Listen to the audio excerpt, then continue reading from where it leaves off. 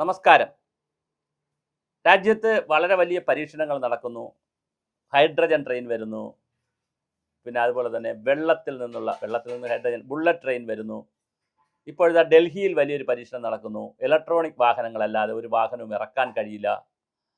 അതുപോലെ തന്നെ വൈക്കോൽ കത്തിക്കൽ, ഹരിയാന പഞ്ചാബ് ബോർഡറിലൊക്കെ വൈക്കോൽ കത്തിക്കുന്നത് കൊണ്ട് ഡൽഹിക്ക് ഒരുപാട് മാലിന്യമുണ്ടാകുന്നു. അപ്പോൾ അതിനെതിരെയുള്ള ചില ശ്രമങ്ങളും വൈക്കോൽ എങ്ങനെ പ്രോഡക്റ്റുകളാക്കി മാറ്റാം, അതിൽ നിന്ന് ഇന്ധനം ഉണ്ടാക്കുന്നത് എങ്ങനെ, അങ്ങനെയുള്ള അന്വേഷണങ്ങൾ, ഇത്തരത്തിൽ ആറാണ്ടികൾ ഒരുപാട് രാജ്യത്ത് പല സംസ്ഥാനങ്ങളും പ്രൊമോട്ട് ചെയ്യുന്നുണ്ട്.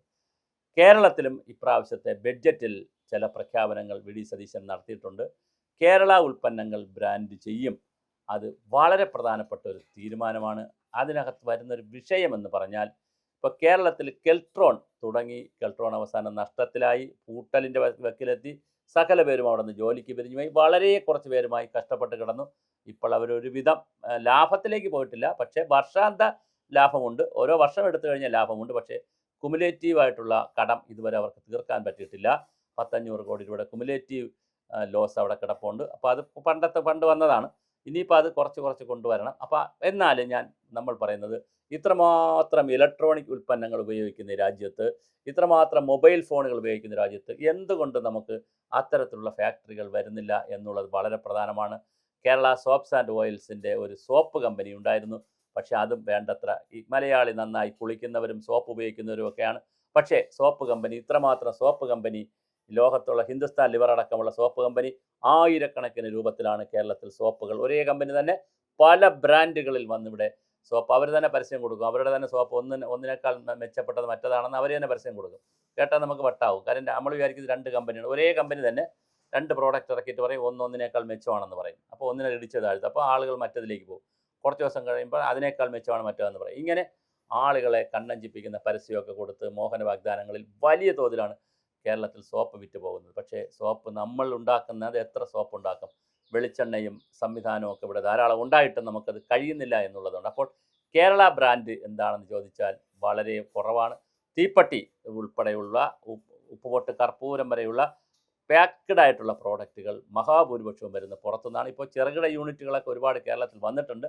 ഫുഡ് പ്രോസസ്സിംഗ് യൂണിറ്റുകളൊക്കെ വരുന്നു. പക്ഷേ ബ്രാൻഡ് ചെയ്യാൻ കഴിയുന്ന, കേരള ബ്രാൻഡ് എന്നുള്ള നിലയിൽ ബ്രാൻഡ് ചെയ്യാൻ കഴിയുന്ന വലിയ പ്രോഡക്റ്റുകൾ കേരളത്തിൽ നിന്ന് വരുന്നില്ല എന്നുള്ളത് വളരെ പ്രധാനപ്പെട്ട ഒരു കാര്യമാണ്. അതിലുള്ള ശ്രമങ്ങൾ കേരളത്തിൽ നടക്കുമെന്നാണ് തോന്നുന്നത്. പുതിയ ബഡ്ജറ്റിൽ വി ഡി സതീശൻ അങ്ങനെ ചില പ്രഖ്യാപനങ്ങൾ നടത്തിയിട്ടുണ്ട്.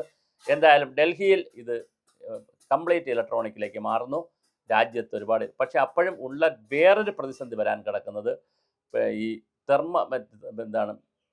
പെട്രോളിയം എടുക്കുന്നത് എവിടെ നിന്നാണ് അതായത് ഇത് ഓടുന്നതിനുള്ള ഇന്ധനം, അതായത് ഇലക്ട്രോണിക് വാഹനമാകുമ്പോൾ പെട്രോളും ഡീസലും വേണ്ട, പക്ഷേ ഇന്ധനം വേണം, കറണ്ട് ചാർജ് ചെയ്യണം.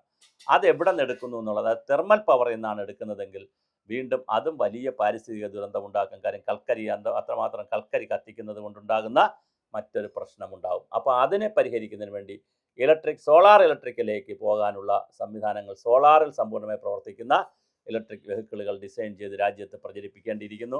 എന്തായാലും നമ്മുടെ രാജ്യത്ത് പുതിയ ഇന്നൊവേഷൻസും കാര്യങ്ങളും നടക്കുന്നു. അതുപോലെ കേരളത്തിലും ഇന്നൊവേഷൻ നടക്കാനുള്ള സാധ്യതയാണ് വി ഡി സതീശൻ പറഞ്ഞിരിക്കുന്നത്. അത് സമ്പൂർണ്ണമായി ഉണ്ടാകുമെന്ന് തന്നെ നമുക്ക് പ്രതീക്ഷിക്കാം. വി ഡി സതീശൻ കുറച്ച് മാസങ്ങളെങ്കിലും എനിക്ക് തരൂ, ഞാൻ ഈ കാര്യങ്ങളൊക്കെ ഒന്ന് മാറ്റാം എന്നാണ് പറഞ്ഞിരിക്കുന്നത്. അതിനനുസരിച്ചുള്ള ശ്രമങ്ങൾ നടക്കാനുള്ള എല്ലാ സാധ്യതയുമാണ് നമ്മൾ മുന്നിൽ കാണുന്നത്. എന്തായാലും വി ഡി സതീശൻ വലിയ പ്രതീക്ഷയിലാണ് മുഖ്യമന്ത്രി ഈ കാര്യങ്ങൾ പ്രഖ്യാപിച്ചിരിക്കുന്നത്. കേരള ഉൽപ്പന്നങ്ങൾക്ക് ബ്രാൻഡ് ചെയ്യും എന്നാണ് പറഞ്ഞിരിക്കുന്നത്.